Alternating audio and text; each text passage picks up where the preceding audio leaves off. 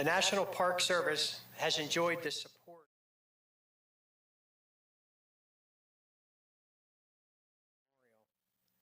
We are grateful, of course, to the families of Flight 93, the friends of Flight 93, the National Park Foundation, and to all of those who have helped make the memorial what it is today, 20 years after September 11th. It is my distinct pleasure to introduce Mr. Gordon Felt, the president of the families of Flight 93. He is the brother of passenger Edward Porter Felt and has long been the key spokesperson for the families. I've known Gordy for several years now, and I greatly admire his unwavering commitment to the Flight 93 National Memorial and to the 40 heroes. He has been an inspiration as well as a good friend to me and to so many of us here gathered today. Ladies and gentlemen, please help me welcome Mr. Gordon Felt.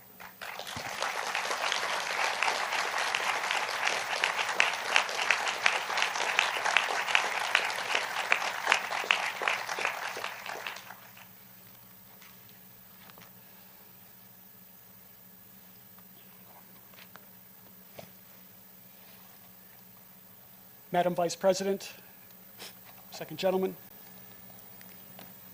President and Mrs. Bush, Secretary Holland, Governor Wolf, Captain Kurtz, Ambassador Kibben, Steve, Superintendent Clark, distinguished guests, families, friends, ambassadors, and all that join us today, near or far. I welcome you to the 20th Remembrance Ceremony of September 11th, 2001, here at the Flight 93 National Memorial. To the men and women that serve aboard the USS Somerset here today, and all of those active duty members and veterans in attendance, near and far, you honor us with your presence.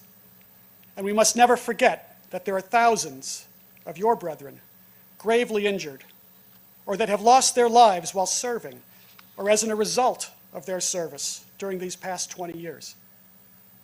Their loss reminds us that September 11th was not a singular event, but a date that marked a cultural paradigm shift in our country and for freedom-loving people across the globe.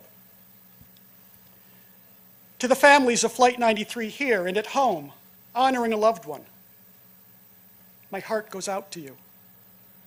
Having lost a brother on September 11th, I too live with a grief that is deep, consuming, and always present. For those that lost loved ones in the terrorist attacks on our country 20 years ago today, you know that we can never move on, but that we must continue to move forward. On September 11th, 2001, we lost a total of 2,977 innocent souls. And that morning, more than 6,000 people were injured in the attack on our country. 2,606 died in the World Trade Center, 125 at the Pentagon, and 246 innocent people were murdered on the 4 hijacked planes, 40 of which were on Flight 93, brought down here in a field just outside of Shanksville, Pennsylvania, as our heroes fought to overcome the evil brought to our shores that morning. To date, an additional 2,000 first responders that took part in the immediate rescue and continued recovery efforts have died from related illnesses. And with every month, we continue to lose more. The ripple effect of September 11th is unfathomable. There are still many questions to be answered about the day, facts to be declassified and released, and justice to be served. So much of September 11th involved pain, loss, and terror. Our lives were never to be the same. And yet, from the ashes of the day, stories of heroism and extraordinary courage emerged, providing hope to a world adrift in fear and confusion.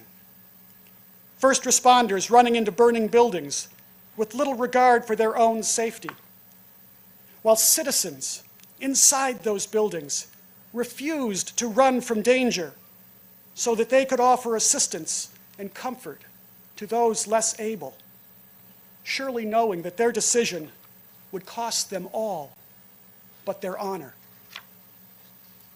And here in the skies over southwestern Pennsylvania, a group of 40 individuals, mostly strangers, when becoming aware of what was taking place on the ground that morning, found the courage to band together at a moment's notice, without regard for political, religious, professional, or cultural differences.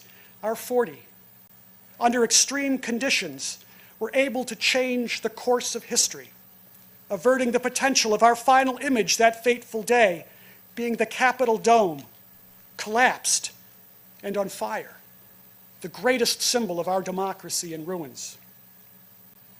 As the personification of that symbol, our heroes embraced the tenets of democracy that no expression of terrorism will ever extinguish. E pluribus unum. Out of many, one. Our heroes united. They formulated a plan when confronted by a great evil. They prayed. They voted on a course of action, and then they struck.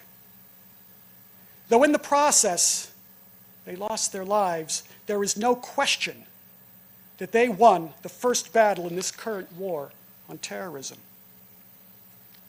35 minutes, 9:28 to 10:03 a.m.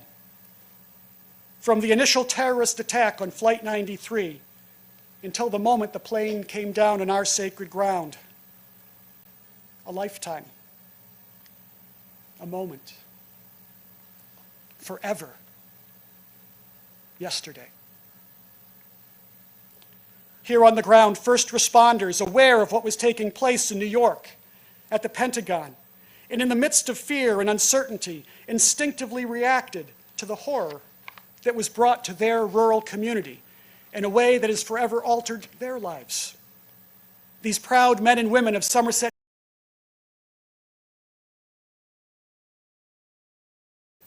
about the United States of America.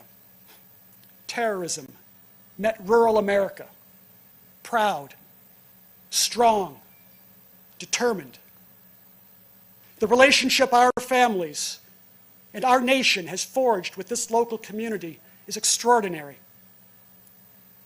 To our extended family here in the Somerset County region, you will forever have our complete gratitude. You have embraced us and the story of our loved ones in a selfless, fiercely protective fashion, even as you continue to move forward, carrying the pain and anguish thrust upon your community 20 years ago. Recently, I was listening to former Congressman Trey Gowdy discussing the ultimate sacrifices made by our men and women in uniform. During his remarks, I was struck by a common theme that I do not recall highlighted in prior years. It was a theme that I felt strongly was consistent with the story of the heroes of Flight 93 and all those we lost on September 11th. I experienced a moment of clarity that brought my understanding of heroism and of sacrifice to an uncomfortable reality, moving me to question who we are as a society. What struck such a nerve was not the annual reminder to honor and remember the thousands of lives ripped from the embrace of their families the morning of September 11th, 2001, including the 40 heroes of Flight 93. But rather the question to be considered is, are we worthy of their sacrifice? Are we worthy? Do we as individuals, communities, and as a country conduct ourselves in a manner that would make those that sacrificed so much and fought so hard on September 11th proud of who we have become? Do we share the same willingness to sacrifice for others in little ways as well as large? To act when necessary for no other reason than to accomplish a noble goal, egoless, and with no other motivation than to do what is right? Do we cherish the hard-earned freedoms that we enjoy, secured every generation by those willing to stand toe-to-toe with anyone or any country willing to steal them away? The real question that we must all ask ourselves is, have we as a society moved on and left the hard-earned lessons of September 11th behind? Have we become desensitized to what really happened that fateful morning? Have we diminished the courageous actions of these brave men and women, these heroes we honor today at the Flight 93 National Memorial, as well as those in New York City and at the Pentagon, by relegating their stories to the history books? As a country, we shouldn't seek to move on, but rather let us dedicate ourselves to moving forward, honoring and remembering the sacrifices made on September 11th, the lessons we learned, remembering the names, the individuals, and the collective actions of so many that day. Let us be worthy of the selfless sacrifices that were made. Let us remember who we became on September 12th. In the aftermath of September 11th, we saw beyond our differences so that in unity we could survive the devastation of the day. E pluribus unum. Out of many, we became one. That is the inspiration of September 11th. Whether it was in the air or on the ground that morning, heroism was revealed. History was made, and the course of our lives were changed forever. The path we follow is up to us. Let us strive to be worthy of those we lost that morning, our 40 heroes, our loved ones, and the thousands of other innocent lives extinguished that day and in the aftermath of September 11th. E pluribus unum. Thank you.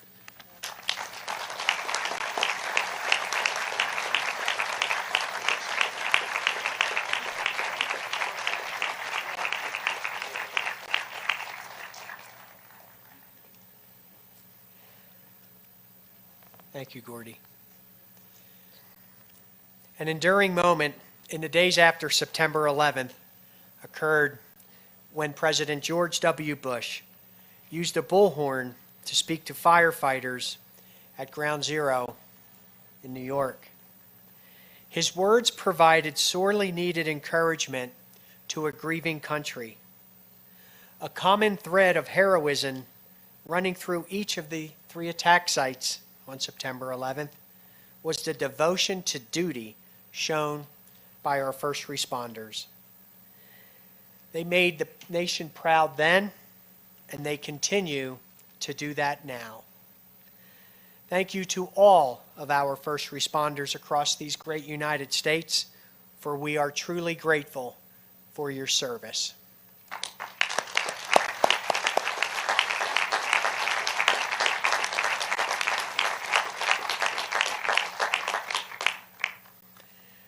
I'm greatly honored now to present our next speaker,